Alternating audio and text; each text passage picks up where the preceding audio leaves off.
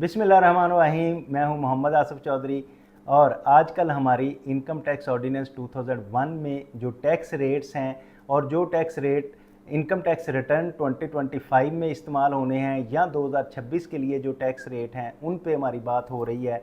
तो उसमें हम पहुंच आए हैं टैक्स ऑन डीम्ड इनकम। ये है rate of tax under section 7E की जो डीम्ड इनकम है वो 20% है। तो वो डीम्ड इनकम पे जो टैक्स का रेट है वो 20% है। और डीम्ड इनकम क्या कहते हैं 7E की, जो प्लाट की वैल्यू है उसका 5% वो डीम्ड इनकम कंसीडर की जाती है और उस 5% पे 20% टैक्स है। तो ये अल्टीमेटली जो है पूरा प्लाट की जो डीम्ड इनकम है तो पूरी वैल्यू है उसका ऑलमोस्ट 1% बनता है कि 5% का 20% जब निकालते हैं। लें जी, आगे आ गया मशहूर ज़माना मिनिमम टैक्स अंडर सेक्शन 113 कि जो आपको पे करना ही करना है। ये जो है ये टर्नओवर की बेस पे आपको मिनिमम टैक्स इतना तो पे करना ही करना है। ये बहुत मरूफ टैक्स है। ये है हमारे जो बिजनेसमैन दोस्त हैं जो करते हैं, मैन्युफैक्चरिंग करते हैं, ट्रेडिंग करते हैं, और जब वो उनका क्रॉस कर जाता है एक लेवल जो कि 10 करोड़ से 100 मिलियन से जब उनका टर्नओवर क्रॉस कर जाएगा तो फिर उनको मिनिमम टैक्स पे करना पड़ेगा। और वो मिनिमम टैक्स किस रेट से होगा ये अब इसमें मैं बताऊंगा कि वो टर्नओवर टैक्स जब रिटर्न फाइल करेंगे तब फाइल करेंगे ऐसे टैक्स पेयर जिसका 10 करोड़ से ज़्यादा हो जाता है टर्नओवर टोटल रेवेन्यू उस साल के लिए, सेल्स दूसरे लफ्ज़ों में कह लें।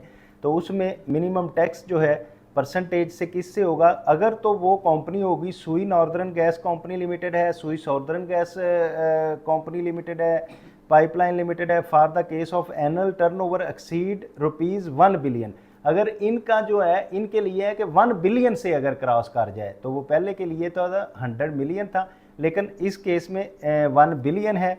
Pakistan international airline corporation and poultry industry including poultry breeding, boilers production, egg production and feed production etcetera. तो इन पे जो टैक्स का रेट होगा वो होगा 0.75%। और अगर ऑयल रिफाइनरीज होंगी, motorcycle dealers registered under the sale tax act होंगे और ऑयल मार्केटिंग कंपनी होंगी तो इनके लिए मोटरसाइकिल और ऑयल मार्केटिंग के दरमियान में लगा दिया है कि वो ऑयल यूज़ करता है शायद इसलिए। तो इसमें रिफाइनरी, ऑयल मार्केटिंग कंपनी और मोटरसाइकिल जो सेल टैक्स में रजिस्टर है डीलर वो 0.5% उन पर टैक्स होगा। और अगर हैं डिस्ट्रीब्यूटर और फार्मास्यूटिकल प्रोडक्ट्स के हैं, फास्ट मूविंग कंज्यूमर गुड्स के हैं, सिगरेट के हैं, पेट्रोलियम एजेंट्स हैं and distributor who are registered under the sale tax के सेल टैक्स में भी रजिस्टर्ड हैं, pharmaceutical, cigarette, fast moving goods के हैं। और राइस मिल्स एंड डीलर्स हैं, tier 1 retailer for fast moving consumer goods के हैं, who are integrated with the board and computerize system real time reporting sale tax receipts की कर रहे हैं।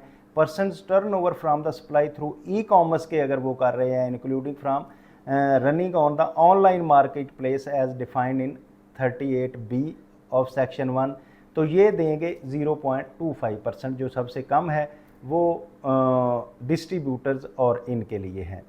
तो इसके बाद आ जाते हैं G person engage in sale and purchase of used vehicle and 4 mills, ये भी इसमें 0.25% में देंगे।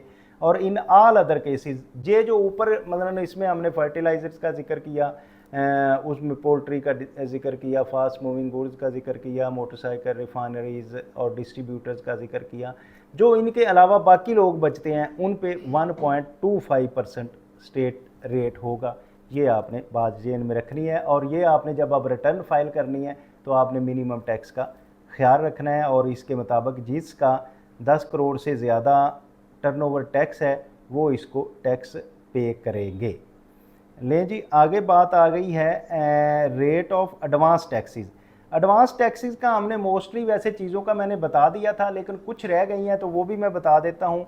तो इसमें डिवीजन 2 पार्ट 4 ऑफ चैप्टर 11 का है the rate of advance tax to be collected by the collector custom under section 148। Collector custom जब कोई चीज़ इंपोर्ट हो रही होती है, आपने रिटर्न में देखा होगा एडजस्टेबल टैक्स में और मिनिमम टैक्स में वो आ रहा होता है इंपोर्ट्स के रिलेटेड कि 148 की इंपोर्ट हुई किसी पे 1%, 2%, 3%, 5% और 6% तक का उसमें टैक्स का रेट आ रहा होता है कि उसको एडजस्टेबल करना है। जो रिटर्न फाइल कर रहे हैं उन्होंने देखा होगा कि ये एडजस्टेबल और मिनिमम टैक्स में सबसे ऊपर आ रहे हैं। तो इसलिए इंपोर्ट का जो टैक्स का रेट है वो भी मैं आपको बता देता हूँ। Person importing goods classified in part 1 of the 12th schedule के रिलेटेड जो पार्ट कर रहे होंगे उसको 1% of import value as increase by the custom duty, sale tax and federal excise duty. ये जो बात लिखी हुई ना एज इंक्रीज बाय, इसका मतलब ये है कि जो इंपोर्ट की वैल्यू होगी उसके ऊपर कस्टम ड्यूटी लगेगी, उसके ऊपर फेडरल एक्साइज ड्यूटी लगेगी, उसके ऊपर सेल टैक्स लगेगा और फिर उसके ऊपर इनकम टैक्स सारी वैल्यू ऐड करने के बाद उस पर कैलकुलेट किया जाएगा। और इसी तरह person importing goods classified in part 2 of the 12th schedule में अगर कोई कर रहा है तो फिर इसमें 2% of the import value increase by the custom duty, sale tax, federal excise duty and 3.5% और import value increase by the custom duty, sale tax, federal excise duty के लिए होगा। और फिर जो person importing goods classified in part 3 of the 12th schedule में जो कर रहे होंगे उनको 5.5% आपने मोस्टली देखा है जो आपके जीडीज पे लगा होता है कंपनीज के लिए और 6% लगा होता है कमर्शियल इंपोर्टर के लिए, वो मोस्टली आप क्लेम कर रहे होते हैं। तो ज़्यादातर के लिए ये है। ऊपर वाले जो हैं वो मैन्युफैक्चरर के लिए हैं, ये जो हैं ये कमर्शियल इंपोर्टर्स के लिए हैं। 5% of the import value of increase by the custom duty, sale tax, federal excise and 6% of the import value as increase by the custom duty, sales tax, federal excise in case of commercial importer. तो जब commercial importer होगा तो फिर क्या होगा, 6% इसके लिए होगा। तो इसमें प्रोवाइड भी किया गया है कुछ चीज़ें। जो 1125 SRO था जो टेक्सटाइल गुड्स के रिलेटेड कर रहा था, तो उस पे जो सेल टैक्स का वो इनकम टैक्स का रेट है वो 1% रहेगा। और in case of person importing finish pharmaceutical products जो हैं वो फिनिश जो इंपोर्ट कर रहे हैं, एक तो वो है ना जो इंग्रेडिएंट करते हैं और इधर बनाते हैं, एक जो फिनिश कर रहे हैं और रेगुलेटरी अथॉरिटी से सर्टिफाइड है तो वो 4% देंगे। और in case of CKD kits जो किड्स व्हीकल की लाते हैं और उसको SUV आके इधर with 50 kilowatt battery and below LCV 5 kilometre battery shall भी 1%, उनका जो है 1% लगेगा क्योंकि वो बन जाते हैं मैन्युफैक्चरर और मैन्युफैक्चरर आके उसको दोबारा से मैन्युफैक्चर गुड्स को करते हैं। इसी तरह provided under the rate of tax of the value import of mobile phone by any person shall be set out the following table. तो जो होंगे मोबाइल फ़ोन इंपोर्ट करने वाले होंगे अप टू 30 एक्सेप्ट स्मार्टफोन के अलावा अगर 30 तक कोई ले रहा है तो उसको इन CBU कंडीशन में होगा। PTC एडिंग जो है 85/17/1291 जिसकी होगी वो 70% देगा। और CKD और SKD कंडीशन में यानी कि जो ऐसे लोग हैं जिन्होंने अभी उसको मैन्युफैक्चर करना है, असेंबल करना है, असेंबल करने वालों के लिए कोई टैक्स नहीं है, लेकिन अगर फिनिश आया तो उसके लिए ये है। और जो 30 से एक्सीड करेंगे लेकिन 100 तक होंगे तो उनको 100 लगेगा टैक्स रुपीज़, 100 रुपीज़ लगेगा और CKD वालों को कुछ नहीं लगेगा। इसी तरह जो 100 से 200 तक होंगे 930 रुपये रहे, CKD वालों को कुछ नहीं है। 200 से 350 तक 970 हैं और 350 से 500 तक जो है वो 5000 हैं। और 500 से एक्सीड कर गए हैं तो फिर 11000 रुपया उन्होंने टैक्स देना है। और जो इसमें CKD जो है उसके लिए भी ये है कि वो भी 300 रुपया टैक्स दें और 5200 रुपया टैक्स दें। तो अब आते हैं पार्ट 2B का rate of advance tax sub section 5C of section 147 के जो रेट्स हैं इसमें ये सारी चीज़ें बताई गई हैं कि कौन सा एरिया है और area wise Karachi, Lahore, Islamabad, Hyderabad, Sukkur urban area है। Tax on the persons falling under section 147 5C of the commercial buildings के जो बन रहे हैं उनके लिए 250 पर स्क्वायर फुट, 230 पर स्क्वायर फुट और 210 रुपये पर स्क्वायर फुट है।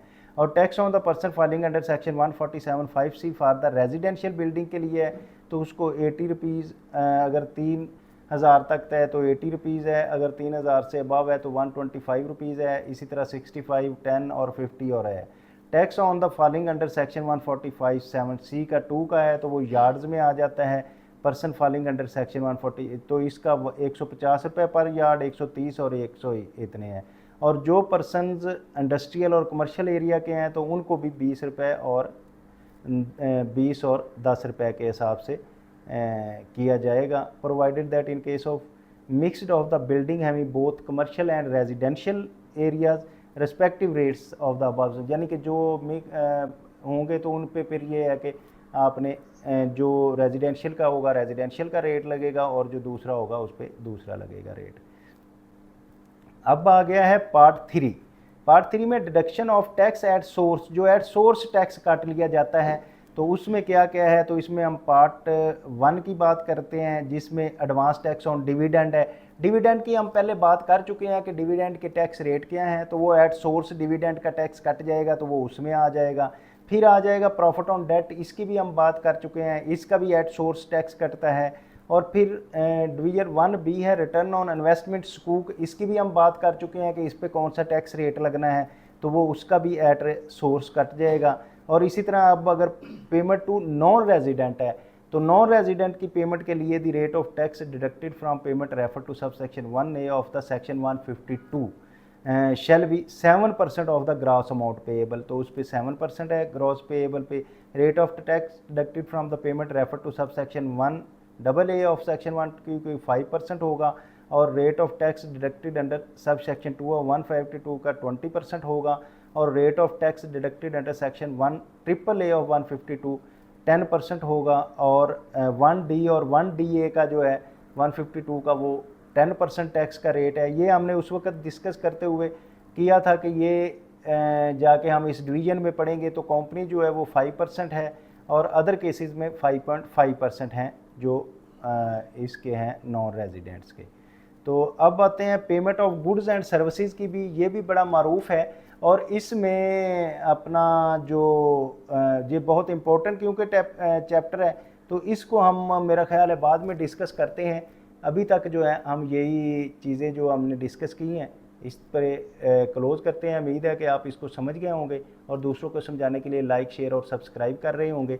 तो अब payment of goods and services का बहुत इंपॉर्टेंट है जो रिटर्न में 153 के हेड में आ रहा होता है कौन से रेट है, तो ये हम नेक्स्ट लेक्चर में इंशाल्लाह करते हैं। Thank you very much, have a nice day.